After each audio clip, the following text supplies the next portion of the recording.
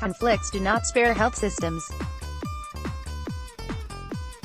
From Afghanistan to the Democratic Republic of the Congo, the effects that wars and state fragility have on healthcare provision are all too visible. This is why revamping the systems that provide healthcare in post-conflict settings is a top priority for the international aid community and governments. Such revamps are usually conceptualized using the World Health Organization's 6 building blocks.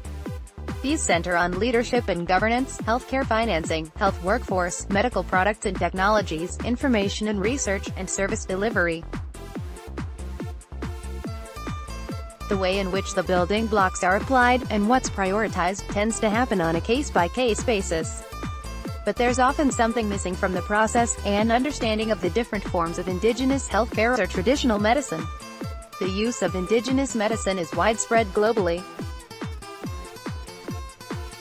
It often coexists with the use of biomedicine. The World Health Organization estimates that, for instance, around 80% of Africa's total population uses indigenous medicine. In a recent study, we looked at Burundi to see what could be learned from the interaction between indigenous health practitioners and public health systems in post-conflict zones. Our study challenged the myth that people who used traditional medicine were poorer or less educated than those who used biomedicine. It showed that while there was still resistance from some doctors and nurses, there were instances when healers and medical practitioners referred patients to each other. And crucially, it highlighted how helpful these interactions could be in countries where the health systems have limited capacity. Between two systems, Burundi's health system has some of the typical difficulties of a post-conflict health system. The infrastructure has improved, but the human resources, drug supplies, and research remain challenges that the country faces as it recovers from the after-effects of a brutal civil war. Nevertheless, the country has a legal framework for traditional healers. In our study, we combined a survey which included more than 6,500 households with interviews carried out among healthcare practitioners in the southern part of the country in Giofi district. Our study found two things. Firstly, it reinforced previous research that shows that patients switch between hospitals or primary healthcare centers and healers for their health issues. They seek cures for some of their ailments in hospitals or primary healthcare centers. But when those do not work, or for other health issues, and particularly those conditions that they see as being of psychosocial or spiritual nature, they prefer to see an indigenous medicine practitioner. This is because indigenous medicine often incorporates psychosocial and spiritual dimensions in both the diagnosis and the treatment. But secondly, we found that doctors' and nurses' attitudes were often ambivalent. Many outright rejected any non-biomedical approach to healthcare practice. But there were instances of cross-referrals between health centers and healers.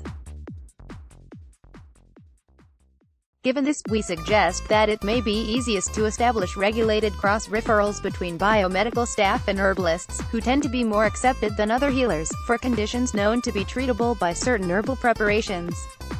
The interactions brought various ethical issues to the fore.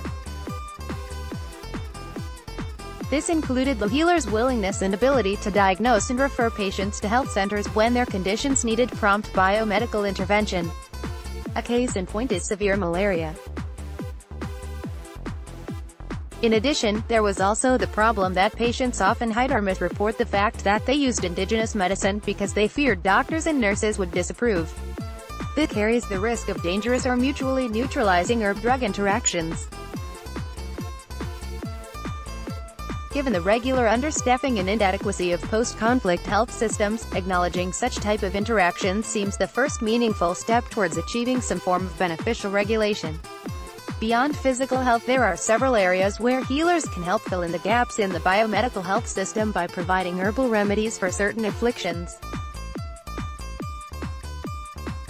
This includes chronic diseases such as diabetes, as well as taking part in the referral system.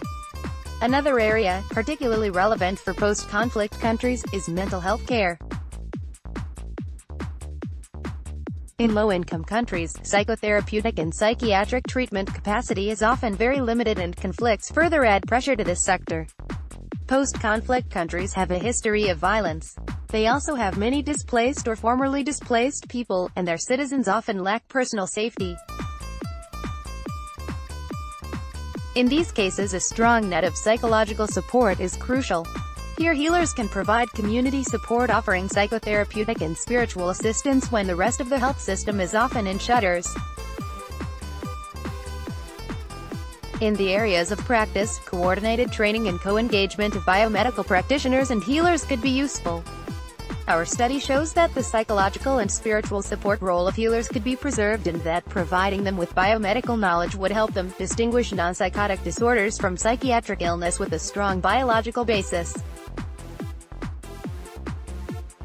In this way, patients could be streamlined with priority to biomedical facilities.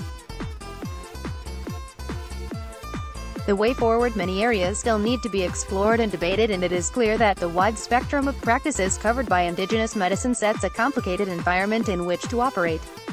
It's also clear that indigenous medical practices are a core element of health-seeking behavior in many countries.